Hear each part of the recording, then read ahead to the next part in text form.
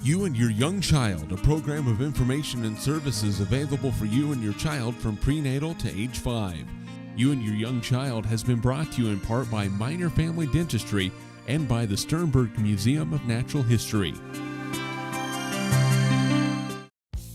Minor Family Dentistry would like to bring you the following dental health tip.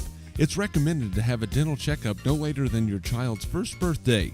An adult should brush for a young child and monitor older children's brushing to ensure a good job is done.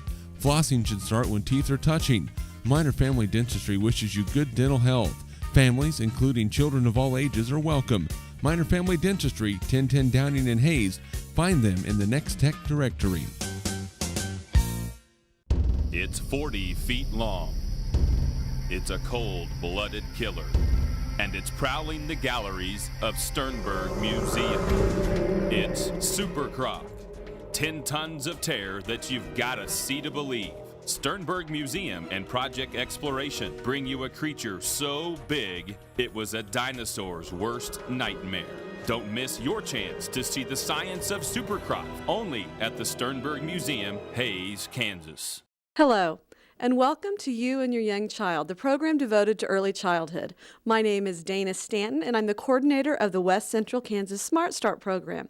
And today we have with us Dowling McMoran. Did I say it right? Yes, ma'am, you did. Okay, good. We practiced. Now, tell us why you're here today. Tell us, you've got lots of neat things. Tell us what you're going to talk to us about. Well, actually, I am from the University of Kansas Hospital Poison Control Center, and we serve the whole state of Kansas and the greater Kansas City area. And today, briefly, I want to discuss some safety tips to help protect children, and then kind of what to expect when you call the Poison Control Center, and briefly how it works. That way it helps people understand and they're more comfortable with calling us. I imagine when you have to make that call, you're in a panic stage, so maybe if you hear ahead of time what you should do, it will help. It does help, and one of the amazing things is the ladies that answer the phone, and a couple of gentlemen, I don't want to forget them.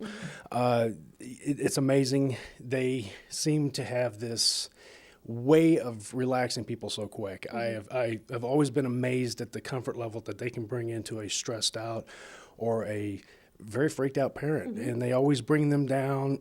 They make them feel comfortable, and by the time the call's done, the parents are reassured and they understand that, hey, everything's going to be all right. Okay. Now, what are some ways that we can protect our children from poisons? Well, first and foremost, one of the most important things you can do is locking things up and keep them out of reach of children. Now, when I say that, one of the things you got to make sure you do is when you lock them up and keep them out of the reach of children, you have to do this when they're not looking.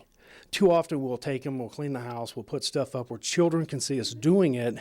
It kind of defeats the purpose. You have to know the children you're dealing with, because a lot of children like to climb on things. And then you have some children that when you say no, no is no.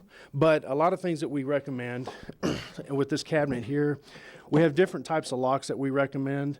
This is probably one of the best locks that you can use. Now, quite often I hear that my children know how to use this. They can get into it. So this is not 100%. This is not child-proof. It's helping prevent children get into it. Yes, they will figure it out. And quite often I recommend locking all the cabinets. If all the cabinets are locked up and it's out of reach, this will help the child hopefully lose that curiosity because they can't get into all the cabinets. They'll say, oh, okay, fine, I'll go on. Other ways that you can lock cabinets up, and these work somewhat okay. I like them mainly for traveling, visiting grandparents, or even children that babysit. And we also have zip ties. They work very well. You have to be careful when you use things like this because if you stick them over the knobs, they actually will pop off fairly easy. So you want to make sure you use them on handles. Zip ties work great. I recommend these for Grandma and Granddad's house. So when you go there, you can stick it on the cabinets. Grandma and Granddad's house kind of loses that poison prevention over the years. So these work as a temporary base to keep the children out of it. Also, other things that we recommend, we have it's a small child tackle box. It's a plastic one. This works great for locking up medications and stuff that you don't use on a daily basis. You don't want to stick your everyday prescription in there because this will kind of get, you'll lose interest in it real quick. But this is stuff that you don't use all the time. You can lock it up, put a padlock on it, stick it in that cabinet out of reach. Seasonal type stuff, you can get it out when the seasons come around when you may need it. It also works great for traveling. You can grab it, it's locked up, you go. children can't get into it very easy. We recommend putting a little flashlight in there, maybe a little list of the medications that you are taking, and a 5-day supply of medication that you take. So if you have a prescription, put a 5-day supply in there. This works great in the event, being that we live in Kansas, Tornado Alley. Yeah. If you have a natural disaster occur, this is going to be easier to find in your yard or the neighbor's yard than a small container. These small containers can be hard. That way you will have a 5-day supply, and the flashlight comes into play. If it's dark, there's no power, you can see what you're taking. So, and then moving along, other things that we recommend, and this will come along with what to expect when you call.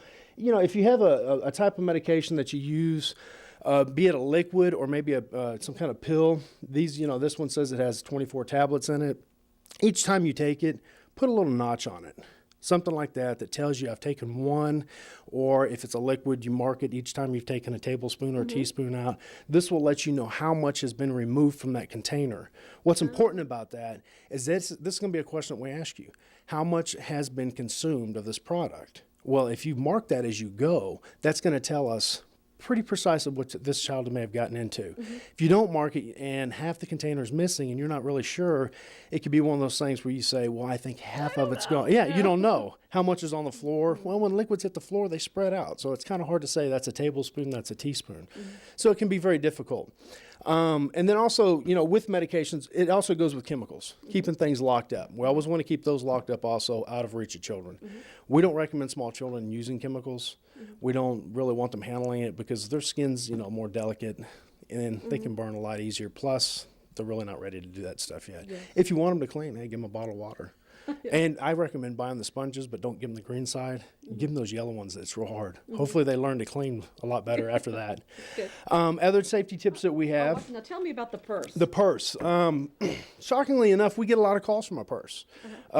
We like to stick a lot of things in here. It can almost become kind of like, become kind of like this traveling box here. We stick just about everything that we have that's important to us.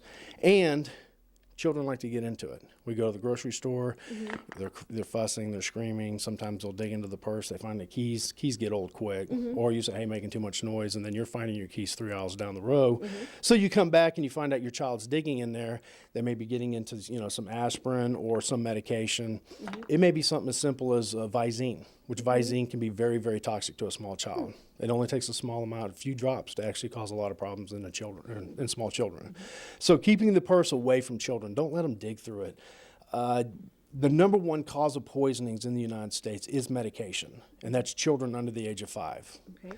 Now, I have a question for you. Once you call the poison control number, and we're going to put that number on the screen, what can you expect? When you call the Poison Control Center, first, you'll probably be a little on the nervous side or panicking, and you're going to provide some of that information for us. You're going to tell us right off the bat, my son, my daughter just consumed, 2 or 3 of these pills.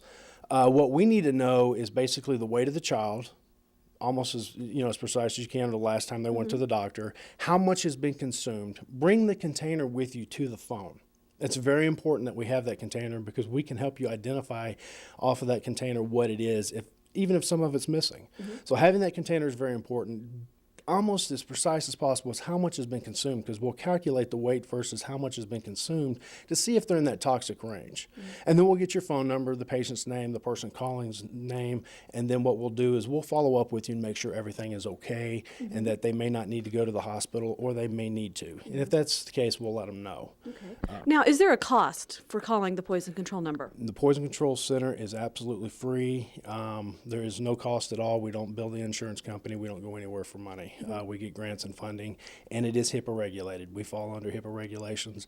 So your call is classified. It's confidential. We don't share it with anybody. So you don't have to worry about, oh, no, I did this. I shouldn't have done that. And everybody's going to know about it. It's between us and you. Okay. Now tell us, what is that number? It's 1-800-222-1222. Well, that should be easy to remember, and we're going to put it on the bottom of our screen. Thank you so much for being with us today. It's some great information, and you've been watching You and Your Young Child, the program devoted to early childhood. Parents, remember, you are your child's first and best teacher. Thank you. Thanks for watching You and Your Young Child, a program of information and services available for you and your child from prenatal to age 5. You can watch the program weekdays in the noon and 9 o'clock hours. You and Your Young Child has been brought to you in part by Minor Family Dentistry and by the Sternberg Museum of Natural History.